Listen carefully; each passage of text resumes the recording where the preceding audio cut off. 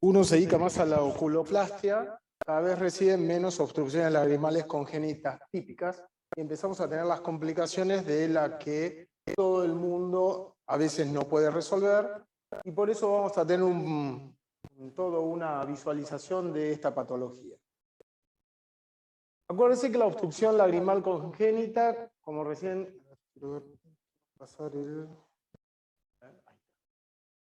es una oclusión parcial o total de drenaje lagrimal en cualquier parte del trayecto, por una alteración en el desarrollo.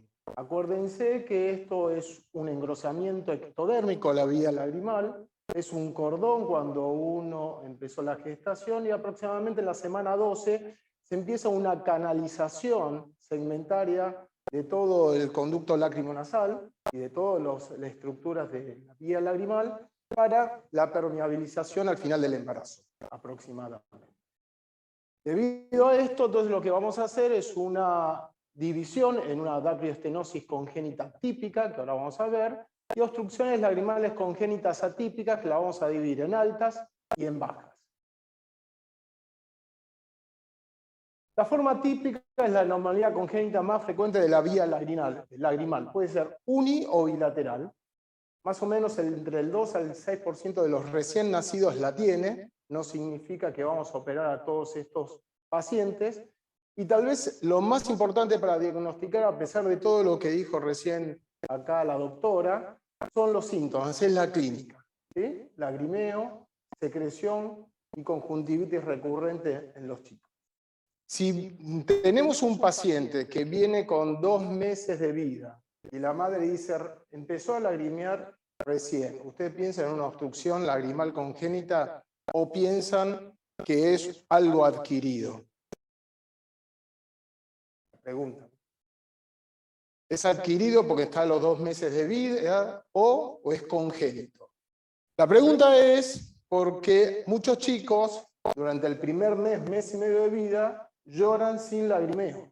Y eso es porque es una maduración, refleja en el lagrimeo. Entonces, fíjense que muchos chicos lloran recién nacidos y no les caen las lágrimas. Por lo cual, las manifestaciones a veces de las obstrucciones lagrimales congénitas típicas puede aparecer al mes y medio, 2 meses de nacido, y recién el paciente ahí empieza a manifestar y la madre dice, no, nació bien, pero al mes empezó a llorar. Bueno, puede ser que empezó a producir la lágrima y ahí empezó la manifestación. Por lo cual, considérelo como una obstrucción lagrimal congénita.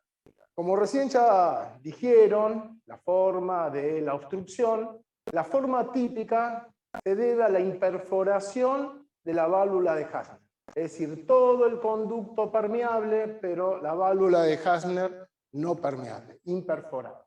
Por lo cual,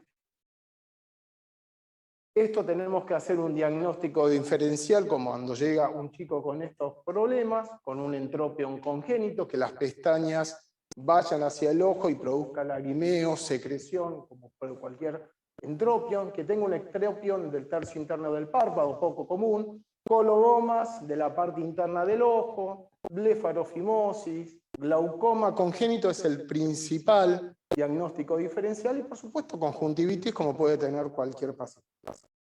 También tenemos las formas complicadas, chiquitos que nacen ya con una aracrocistitis, o lo que llama piocele o amniocele, fíjense el color azulado de esa secreción, no llega a ser ni infección, y por lo cual a veces estos casos, como vamos a ver después, no hay que esperarlos y hay que tratarlos tal vez inmediatamente. Otros diagnósticos diferenciales cuando tenemos un recién nacido con una obstrucción lagrimal congénita son los hemangiomas del tendón cantal medio, es decir, si tenemos como si fuese una dacriocistitis, no pensar que todo lo que estaba, como decía Juan Pablo recién, fíjense que las dacriocistitis generalmente respetan el tendón cantal medio, inflamaciones o tumores nasales, que es poco común, y tal vez esto tenerlo en cuenta, un meningoencefalocele o meningocele de la línea media, que a veces cuando a mí me viene un paciente recién nacido con estas patologías, lo que más pienso y a lo que más miedo uno le tiene de evaluar y no comerse esa patología. Dentro de la forma atípica, tenemos, como dijimos antes, una forma alta, son alteraciones capaz menos comunes, es la imperforación del punto lagrimal, la ausencia de puntos o canalículos lagrimales, y esta duplicación del punto lagrimal o fístulas internas o externas están puestas de otro color porque capaz funcionalmente no traen ningún síntoma y es un descubrimiento que capaz los vemos a los pacientes cuando ya son adultos y no cuando son chicos. Ahora, para todo esto necesitamos a veces la biomicroscopía. Y es fundamental en los chicos, ya sea en la forma típica o en la forma típica para descubrirlos, verlos en la lámpara de hendidura. Hace muchos años me ha pasado entrar un chico a un sondaje pensando la obstrucción lagrimal congénita típica y no tenía puntos lagrimales. Por lo cual hay que tratar entre 2, 3, la ayuda en el consultorio, tratar de ver si tiene puntos lagrimales, porque eso nos puede sacar de un problema después en quirúrgica. ¿Okay? Fístulas congénitas son unas fístulas, como se hace la irrigación, y el líquido, en lugar de salir por los canalículos, salen por la piel, y eso habla de fístulas externas, es decir, que se van hacia afuera por alguna conexión con la piel. Sí, lo que pasa es que en una dactiocistografía, en un chiquito, hay muchas de las maniobras que habló recién la doctora, que son muy difíciles de manejar en los chicos, sobre todo porque hasta poner la fluoresceína y ver si está drenando o tiene lentecimiento en el drenaje. Se ponen a llorar los chicos, hacen un baño de fluoresceína por los dos ojos, no sabemos si es una obstrucción, si es el lagrimeo solamente. Es difícil. En las formas bajas y de las formas atípicas tenemos a veces agenesias del conducto. Piensen que son malformaciones congénitas y por lo tanto a veces con un sondaje esto no se puede resolver, o una obstrucción fibrosa a nivel del conducto lacrimonasal, no es solamente una imperforación a nivel de la válvula de Hasner. O alteraciones donde en lugar de una válvula de Hasner tenemos un quiste en la desembocadura, o tenemos lo que llaman las hipertrofias de cornete, que también es una alteración mecánica a la desembocadura del cornete. Muchas de estas, si no tenemos un endoscopio, antes no la podíamos ver, hoy con el endoscopio, como dijo la doctora, es fundamental hasta hacer un sondaje bajo monitoreo endoscópico para poder observar esa alteración. Pero también tenemos otras alteraciones lagrimales congénitas asociadas a alteraciones craniofaciales, en donde tenemos una alteración, una fisura central, facial central, en donde vamos a tener no solamente el labio leporino, sino toda la alteración a nivel de la línea media, y dentro de esa línea media facial tenemos la parte ósea, que es de los conductos lacrimonasales, o alteraciones funcionales bastante comunes en el síndrome de Miller, como decía recién la doctora, radiográfico, en los síndromes, los chiquitos con síndrome de Down, que eso se ve hasta cuando son más grandes, justamente por esa falta de fuerza muscular a nivel pálpebra.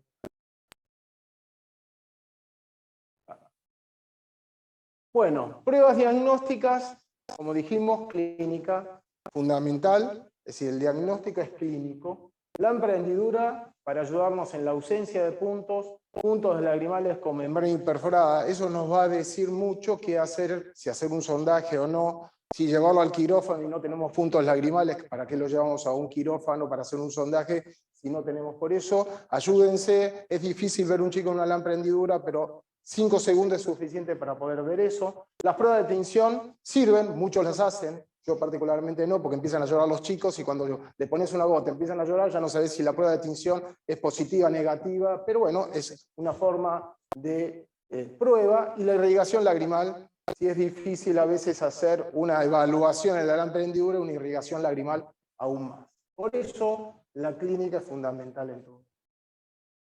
Estudios complementarios sí se pueden hacer, siempre son bajo anestesia general en los chiquitos. Acá hay un stop en el tercio inferior del conducto lacrimonasal, entonces tenemos un saco muy dilatado. A veces como diagnóstico, para hacer el diagnóstico diferencial, esto es importante hacerlo. A veces si uno tiene es un paciente con un síndrome neurológico y lo queremos evaluar y que no sea un meningoencefalocele, a veces se puede llegar a pedir.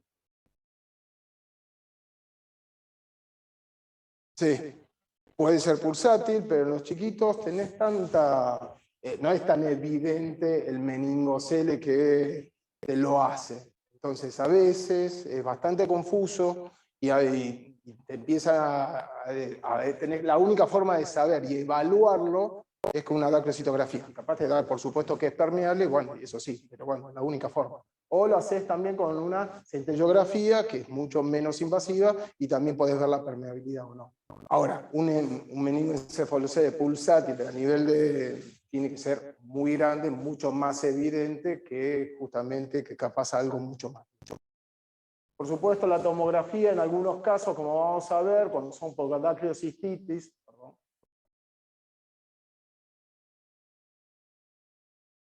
cuando son con dacrocistitis, como en estos casos, es importante hacerlas justamente para evaluar preoperatoriamente no solamente la vía lagrimal, sino fundamentalmente la cavidad endonasal. ¿Cómo nos vamos a encontrar con esa cavidad endonasal?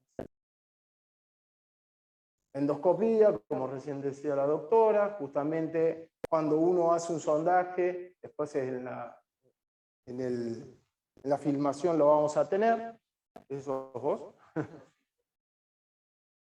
No sean las después después voy a poner todos los videos.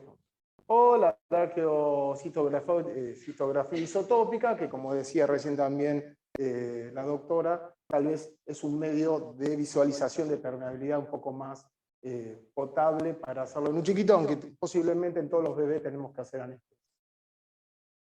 ¿Qué pasa con estos pacientes? Con una forma típica. O sea, lo que quise poner con todo eso es que el 90% de los chicos que tienen una obstrucción lagrimal al nacer, posiblemente tengan una forma típica de obstrucción lagrimal y un 10% no. Por lo cual, el 90% de los casos a veces se resuelve espontáneamente con el tiempo. Puede ser simplemente porque es un enlentecimiento en la formación de la vía lagrimal.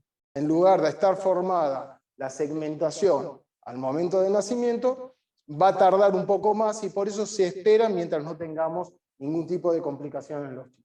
El 10% restante al 90% se resuelve con un sondaje, es decir, tenemos un 90% que se resuelve solo, pero un 10% que los tenemos que llevar para hacer con un sondaje. Ahora, el 10% de ese 10%, ¿sí?, se resuelve con un solo sondaje.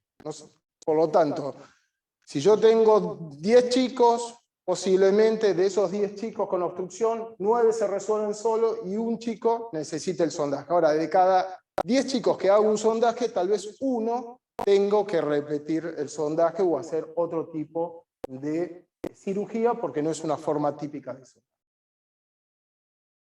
Tratamientos para el presondaje, es decir, tenemos que esperar nosotros a los chiquitos que vayan desarrollando la vía lagrimal.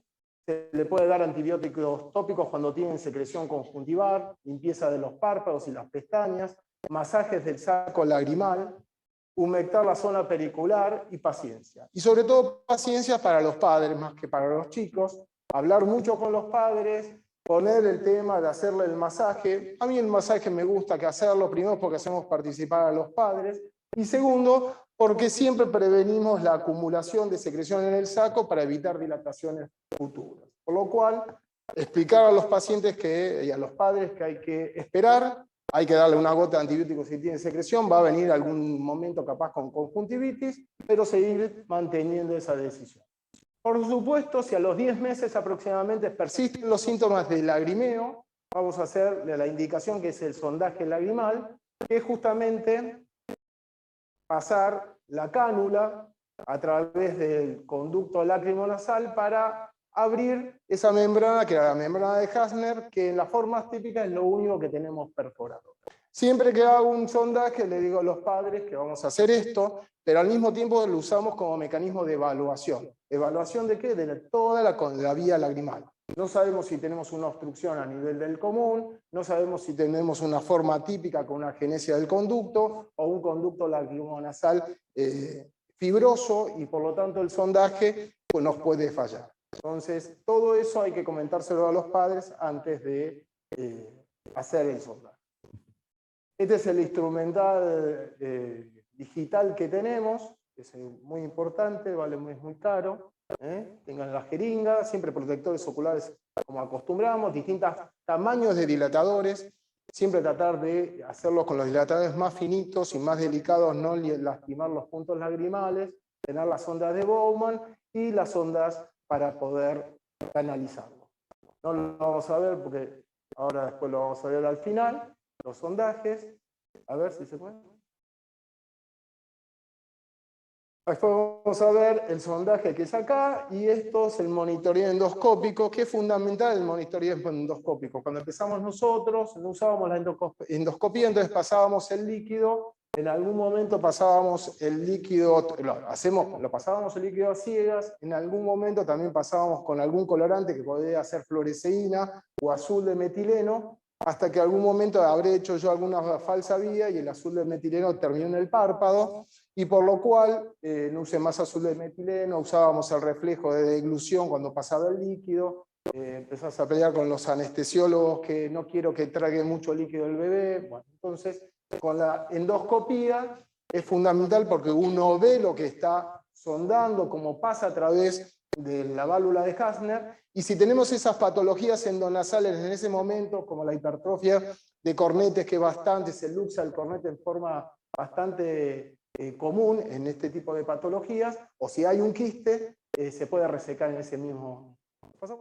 Tratamiento post-sondaje, antibióticos, yo doy antibióticos con dexametasona, tópico, y si hace falta algunos descongestivos nasales por una semana. ¿Sí? Control en 3 semanas postoperatorio, y repetimos el sondaje si falla a las 6 semanas. Si a las 6 semanas sigue teniendo algún tipo de lagrimeo, lo podemos repetir, y eso va a depender mucho de lo que uno observó durante el primer sondaje.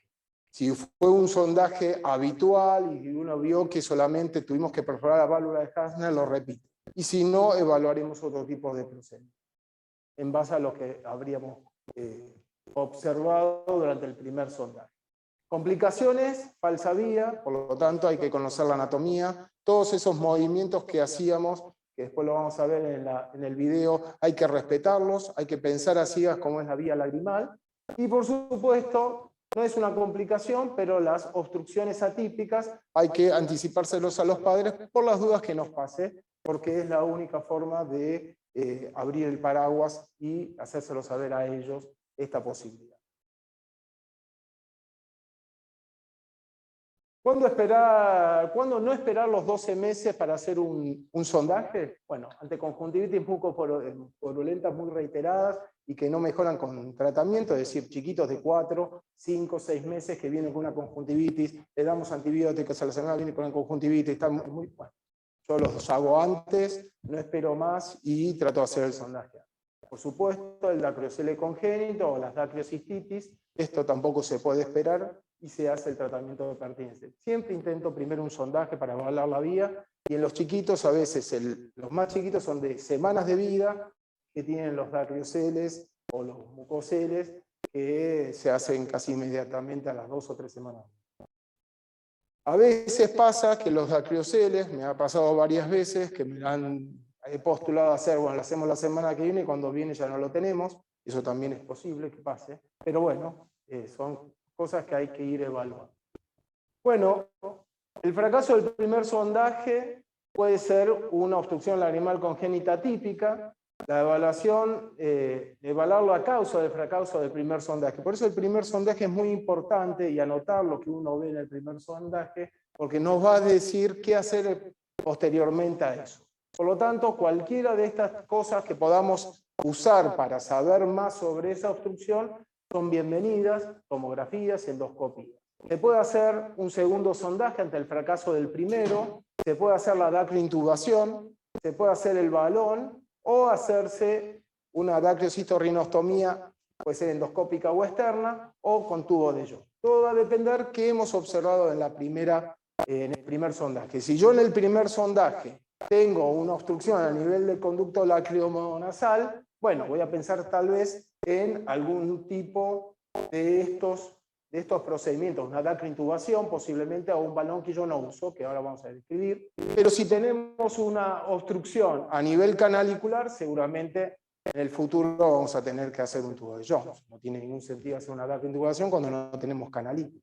Habrá que después evaluar cuándo hacemos esto también. Segundo sondaje, si no tengo información del primer sondaje, lo hago. Paciente de 2 años, 3 años, me hicieron un sondaje al año, no funcionó, lo hizo el doctor García, no lo conozco, no tengo data de él, hago un primer sondaje con la posibilidad de darle intubar en el momento a ese paciente. Si no tiene saco dilatado, intento también hacer un segundo sondaje, siempre preparado con alguna otra alternativa terapéutica y siempre realizarlo bajo monitoreo endoscópico. Tal vez la DAC intubación, cuando falla el sondaje, es el procedimiento que más hacemos, o que yo más hago, y que siempre voy preparado en un segundo sondaje, que no lo he hecho yo el primero, para poderlo realizar. Y es que la colocación de un tubo de silicona en la vía lagrimal puede ser la sonda de Crawford o un Riplen, cualquiera de los dos. Yo uso mucho el Riplen. Debe dejarse por lo menos 3 meses aproximadamente y después sacarlo. A veces los chiquitos se lo sacan ellos y otras veces hay que ponerle una mascarita para poderlo sacar, pero bueno, generalmente es posible sacarlo sin anestesia. La verdad que la intubación está indicada ante la falla de 1 o 2 segundos o 2 sondajes consecutivos, ante un bloqueo blando o stop blando en el primer sondaje, es decir, pasé la sonda, pero yo sentí que en el conducto lacrimonasal no era normal, que tuve que romper el conducto lacrimonasal, posiblemente eso requiera una intubación.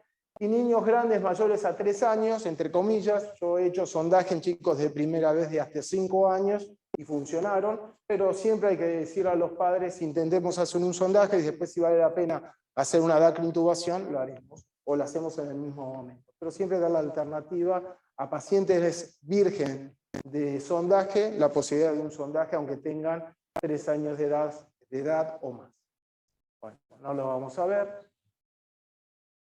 ¿Qué tenemos como complicaciones de la DAC intubación? El prolapso del silicón, que el silicón se le salga porque los chicos se tocan, entonces eso es un problema.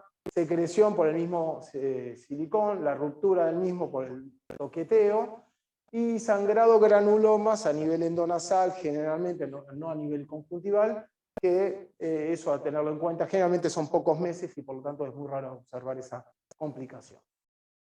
Bueno, acá está el chiquito con una DAC intubación, el chiquito en el mismo consultorio se lo saca y es el premio que se lleva después de varios meses de tenerlo ahí. El balón catéter es un tratamiento que yo lo he usado una sola vez y no lo he usado más. Generalmente prefiero la DAC intubación como procedimiento en estos casos. Se usa también para como dilatar el conducto lacrimonasal con un sistema de presión, con estas válvulas que tenemos. Son bastante caros y tal vez yo no le veo ser más efectivos que una DAC intubación, por lo cual es una alternativa para que sepan y que lo conozcan, pero bueno, yo no tengo mucha experiencia, no sé en conocer y que existe y en algunos lugares se hace. Pero bueno, también es un procedimiento mucho más caro que una DAC intubación. En un país como el nuestro, también tenerlo en consideración. Y por supuesto tenemos la DAC cistorrinostomía endoscópica o externa, cualquiera de las dos, por supuesto. Si hoy tengo que elegir, se elige más la endoscópica, simplemente por la facilidad tal vez en el procedimiento en los chicos. Falla del sondaje en dos ocasiones con sacos dilatados. Cuando tenemos un saco dilatado ya en un chiquito, en un primer sondaje, es muy difícil que se resuelva. Si podemos permeabilizar el conducto lacrimonasal, pero son pocos los casos en donde se reduce ese saco lagrimal y ese saco lagrimal empieza a funcionar como un retenedor de secreción. Por lo tanto, tenemos capaz una vía permeable con un saco dilatado, con secreción, que se lo aprieta la madre, sale pus, y entonces es muy complicado a veces resolver ese problema sin una DAC cistorrinostomía. Por supuesto, como la tercera alternativa, si falla una DAC intubación, ante un bloqueo óseo en el sondaje, me metí en el sondaje, no paso del saco lagrimal, no puedo entrar al conducto lacrimonasal, bueno, posiblemente esta sea la opción. O clínica de dacrocistitis de niños mayores a 2 años por dilatación de un saco lagrimal crónico, como les decía. Aunque hagamos una dacrointubación, yo tengo algún paciente hecho una dacrointubación con sacos dilatados, le saco la intubación, está permeable, pero sigue con la infección crónica y por lo tanto hay que hacer una dacriocitorrinostomía, pero que tenemos que reducir ese saco. El tema es cuándo lo hacemos. Y uno puede empezar a pensar, yo generalmente a partir de los 2, 3 años puedo empezar a evaluar una dacriocitorrinostomía. Cuanto más lo puedo extender, la verdad que lo extiendo, y a veces si yo tengo que hablar con los padres, digo 4 o 5 años, pero a veces no nos da ese tiempo y lo tenemos que hacer mucho. Este es un chiquito que fíjense en la cara, ya tiene una alteración, fíjense en la nariz, y tiene una alteración facial, fíjense, miren la tomografía, lo que es esta tomografía, y esto es congénito, esto es una alteración congénita, no es un traumatismo, bueno, ya con los sacos dilatados, ¿sí? Bueno, este chico fue a una dacriocitorrinostomía, pero ya también tiene una edad mucho mayor, 8 años, y ya venía con todos los procedimientos que hemos hablado. La tasa de éxito es como en el adulto, no hay una tasa de éxito menor. Siempre, como digo, hacerlo preferible luego de los 4 años. Una cosa es lo que uno prefiere y otra cosa es lo que vemos en cada paciente. Y si lo podemos hacer hoy por hoy, hacerlo por vía endoscópica es preferible. Bueno, acá hay una dacrio por vía endoscópica que después la vamos a ver. Conclusión, la obstrucción lagrimal alta tiene una resolución espontánea en el 90% de los chicos. Un 10% no se resuelve, puede ser una forma típica, que es el 90% de aquellos que no se resuelven, y una forma típica un 10%. Las opciones ante esto es hacer, tanto en la forma típica, el sondaje de exitoso, y en las formas no exitosas de las formas típicas, pensar en las opciones que dijimos, que es la dacriintubación y la dacriocitorrinostomía. Nada más. Acá está, ¿no? Sondaje exitoso. Si tenemos un bloqueo óseo, pensar en la dacriocitorrinostomía lagrimal, en un bloqueo blando, una dacriintubación. Si esta dacriintubación no funciona, pensar en la dacriocitorrinostomía. Si esta no funciona, podemos pensar en un dacriobalón, cosa que no es lo que aconsejamos. Y siempre, si el dacriobalón también no falla, terminamos todos en la dacriocitorrinostomía. Por supuesto, si no es exitoso, la dacriintubación puede ser el segundo parámetro. En la mayoría de los chicos lo es. Una dacriintubación, la segunda alternativa exitosa en este tipo de patología. Bueno, ahora sí. Entonces, frecuente, se descubre espontáneamente en un alto porcentaje, pero es una patología banal en muchos casos. Por lo cual, siempre cuando hable el oftalmólogo general, no, se hace un sondaje, como si el sondaje fuese algo muy simple. Sí, técnicamente es simple, pero puede llevar todo esto que estuvimos hablando hasta recién, que es bastante complejo cuando no funciona un sondaje.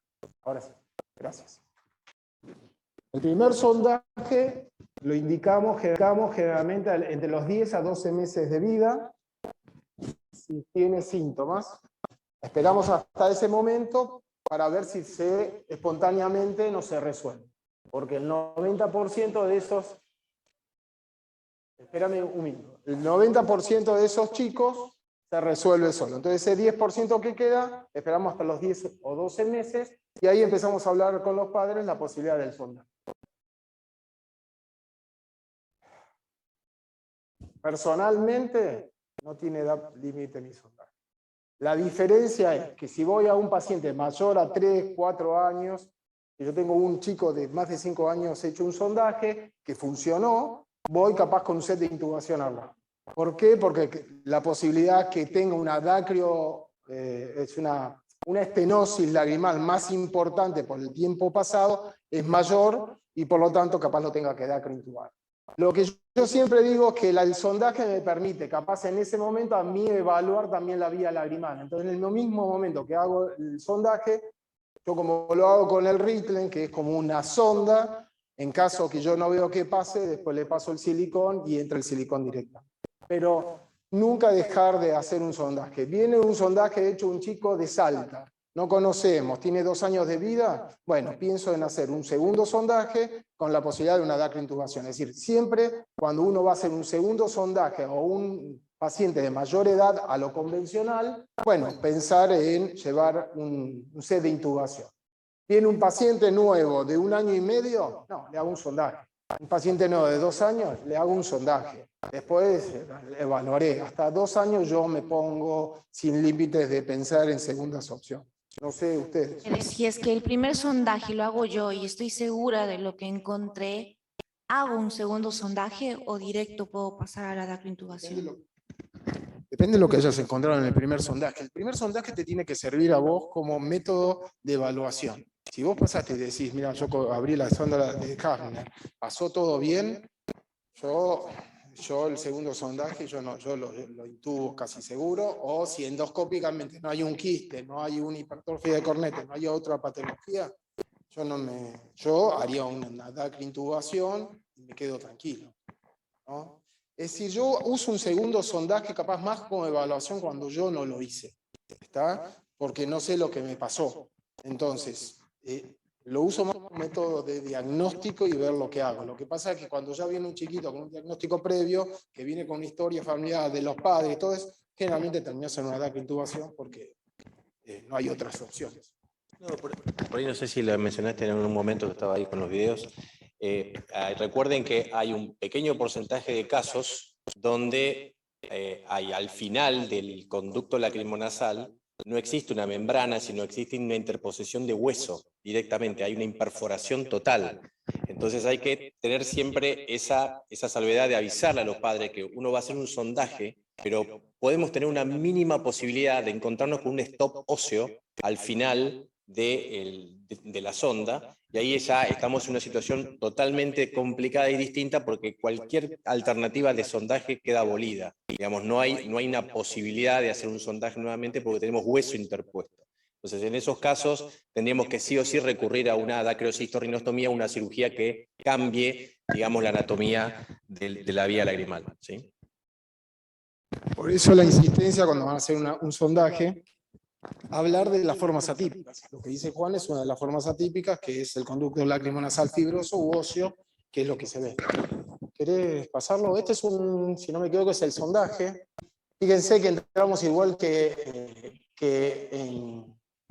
con la anatomía, uno se ubica ahí en el conducto lacrimonasal y pasamos directamente a la sonda. Esta es una sonda de Rittlen, yo no lo sabía. Esa es una sonda de Rittlen, en caso que a mí me dificulte o yo vea algo anormal en el pasaje. Fíjense que este chiquito no tiene 1 año de vida, debe tener más. Entonces yo acá por este mismo sonda le paso yo el silicón, porque lo puedo dejar dacrointubado. Fíjate si se ve el endoscópico. Se ve una endoscopía ahí. Entonces, generalmente ahora, sí o sí, lo ideal es hacerlo bajo monitoreo endoscópico, es decir, a diferencia de una DCR endoscópica, acá lo que uno busca es el meato inferior por debajo del cornete y ve esto, la sonda. Entonces, la idea es ver eso, que es la sonda lagrimal, que está saliendo por el conducto lacrimonasal. Entonces, sabemos que estamos en buena posición, que ahí no hay una hipertrofia de corneta, había un buen espacio. Entonces yo de adentro, de afuera, hago ese movimiento para ver. Antes uno se metía y no sabíamos si salíamos en la fosa nasal, salíamos en el meato medio. Acá sabemos que estamos saliendo y que la irrigación es la correcta. No hace falta irrigar, ya solamente viéndolo no hay ningún problema. Entonces, a veces ese cornete lo podemos correr un poco para abrir y abrir los espacios. Pero también podemos descartar, capaz, como dice acá Gabriela, hice perfecto, yo sentí que pasó perfecto, pero capaz hay un quiste, ese quiste que ella abrió se volvió a cerrar y si uno no lo ve por endoscopía no lo puede ver.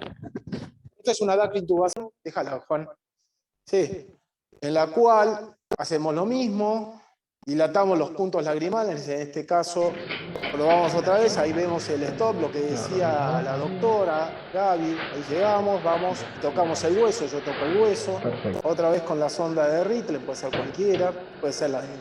Y acá me meto. A veces cuesta un poco más, porque son obstrucciones más grandes, y acá, y bueno, yo hago esa porquería que hago así, 5 Eso segundos. que hago ya así es sea una algo, maniobra pensé que mía que para saber si Bueno, estoy en el saco conducto la lacrimal. sonda. Si yo hago así y y la pongo sonda el- se mantiene porque estoy en el conducto, si hago así la sonda se mueve, la tengo que volver a poner. Y ahí yo miré por el endoscopio, o el otorrino miró Ahí por el dice stop. endoscopio, ¿ves? Ahí están. Un Cómo estamos momentito. pasando el silicón por vía Ahora sí, endoscópica y que estoy saliendo donde tengo que ¿Estamos, salir. Porque Matías? tal vez Dale. también puedo hacer una falsa vía. Entonces la Tira, idea dale. es Sigo. justamente Tira, eso. tira, tira, tira, tira, tira, tira, tira, El tira, tira, monitoreo tira, tira, tira, con el tira, tira, silicón, tira, ahora tira. hacer lo mismo Sí, con está el otro bueno. punto, porque tenemos que Ahí va. canalizar los dos puntos, es como hacer un doble sondaje. Te pones Y música lo y después mismo ponlo. por ahí. Uy, y haga así. Bueno, ahí fue. Un dudito. Y me chango. Sí, me chango. ¿Te acuerdas, chango? Sí. Es el video. De martes 13. Son las cosas que se escuchan en quirófano. Apaguen el volumen, por favor. Bueno, No, y por supuesto, va a tener esto que también el se paciente. corta. ¿Sí? Pero bueno, la idea es ver todo justamente, las ondas de silicón, pasarlas, dejarlas ahí, que fluya el líquido. Es decir, uno lo que hace en estos casos es observar justamente toda la patología endoscópica y que pasen los silicones por y salgan por el mismo lugar ambos. ¿Bien? Ok, yo creo que nada, lo puedes sacar y ponemos, bueno, y ahí se sutura el silicón y nada más, no es importante. Poneme esa, bueno, esto es lo mismo, justamente lo que evalúo acá, va a poner el set de intubación para evaluar la vía lagrimal, esto es por vía endoscópica, esta es la cresta lagrimal, uno infiltra la cresta lagrimal, este es el nivel donde estaría el saco lagrimal, y uno lo que hace es justamente abrir la mucosa. Voy cambiando un poco la técnica, capaz ahora no usamos ya punta de colorado, sino directamente lo abrimos con el mismo sisel. Y esto es la cresta lagrimal ósea, y acá atrás está la fosa lagrimal, que es lo que se va a abrir. Ahí a veces, si hacemos mucha fuerza, podemos traspasar el hueso lagrimal. El hueso lagrimal, sobre todo en los chicos, es muy chiquitito, es muy suave, por lo tanto podemos traspasarlo. A veces nos puede servir de guía de donde estamos ubicados, porque a veces las narices, no tanto en los chicos, pero en los adultos, a veces las narices están más adelante y el saco lagrimal un poco más atrás, entonces nos puede ayudar a ir. Se hace la osteotomía con la Kerrison. En los chicos, este espacio es muy chiquito, necesitan Kerrison especiales, muy chiquititas, y ahí lo que estamos viendo es el saco lagrimal que uno lo está bombeando del lado de afuera con las ondas. Siempre comer. Uno lo que trata de hacer a veces, o por lo menos yo, es que con las ondas tratar de hacer como una carpa para poder abrir ese saco lagrimal. No siempre se logra, porque cuando ya se perforó el saco estamos en un problema. Pero la idea es comer hasta tener una visualización del saco para poderlo abrir.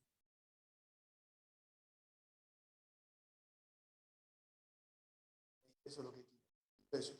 Eso me va a ayudar a mí a abrir el saco lagrimal. En ese momento lo hacíamos con la punta de colorado, ahora lo hacemos con bisturí frío. Al principio teníamos mucho temor de hacer el sangrado y la verdad que no sangran tanto como sangran las externas, no sé por qué es eso. Sangran mucho menos las endoscópicas, sacando el angular del medio, pero nasalmente a veces porque trabajamos a veces con otorrinos, entonces también nos ayuda mucho en la vasoconstricción.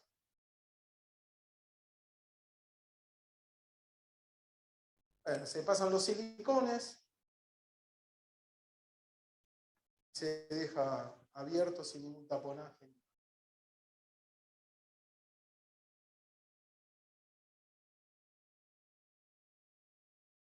Lo bueno es que, sobre todo por los chicos, no les dejamos marcas ni puntos externos y por lo tanto tal vez sea un poquito más prolijo en ese sentido para el postoperatorio y todo. ¿Quieres mostrar la fístula? Si los dejo tranquilos. Muy parecida a la fístula, es esa. Hay dos fístulas muy parecidas en las dos fístulas. Pensé que estoy mirando y por dónde sale el líquido, sale por lo común. La piel. Digo, y pueden salir con los canalitos. Bueno, son fístulas externas, capaz, no hacen ningún problema en la cirugía. En este caso tenía un problema porque necesitan cirugía, pero normalmente son hallazgos que uno observa. ¿Ok? Importante por ahí todo esto. La única manera de que ustedes quieren empezar a explorar. Perfecto el chorrito. ¿Están haciendo bien? Digamos, el meato inferior y viendo cómo sale la sonda, cómo sale el líquido, lo que estén poniendo. La única manera de estar 100% seguro es así. Porque lo demás, uno está viendo en forma indirecta la aparición de un líquido, la aparición de alguna cosa que les da la pauta de que hicieron una permeabilidad, pero no saben por dónde salieron, no saben fehacientemente dónde están. La única manera, por eso, la idea es que todas las nuevas generaciones, no tanto la nuestra, digamos, pero empiecen a familiarizarse mucho con la endoscopía y con la vía lagrimal endoscópica, con la fosa nasal. Ustedes tienen que conocer la anatomía endonasal igual que así como conocen la vía lagrimal externa anatómica, digamos, porque es la manera de familiarizarse cada vez más con eso y empezar a hacer cirugías endoscópicas. Porque hoy por hoy la mayoría de la gente que empiecen a tratar le van a pedir ese tipo de abordaje, un abordaje endoscópico. Entonces, además de no dejar marquita externa, lo importante de eso es que es una vía quizás más rápida, en buenas manos, sangra menos, como dice Guille, tiene un posoperatorio mucho más rápido, prácticamente son cirugías que si anda todo bien el paciente se durmió un ratito y es ambulatoria, no tienen que dejar internado ni mucho menos, que se hacía antiguamente que lo dejamos un día al paciente. Entonces, me parece que tiene muchas ventajas con respecto a la vía externa. Por supuesto, si se van al medio del campo, a una ciudad donde no tienen esa opción, la vía externa la tienen que saber hacer. Es importante saber hacer una daquilosistorrinostomía. Yo siempre les digo que cuando terminan un fellow, digamos, tienen que saber hacer 3, 4 cosas. Tienen que saber una tosis, un entropion y una vía lagrimal y un abordaje orbitario simple. Con que sepan esas cosas ya tienen que pueden tener y que, bueno, con el paso del tiempo las van a ir adquiriendo. Pero básicamente, sabiéndose esas cosas, si ustedes saben hacer una tosis, saben hacer un abléfaro. Si saben hacer un entropion, un ectropion, también saben hacer un abléfaro inferior. Si saben hacer una vía lagrimal, también tienen un abordaje del canto medial y pueden manejar los cantos laterales. Si ustedes saben hacer un abordaje orbitario simple, manejan las incisiones, el pliegue, manejan el abordaje transconjuntival, etcétera, y eso ya tienen gran parte de todo ganado. Sale perfecto el chorrito, ¿eh?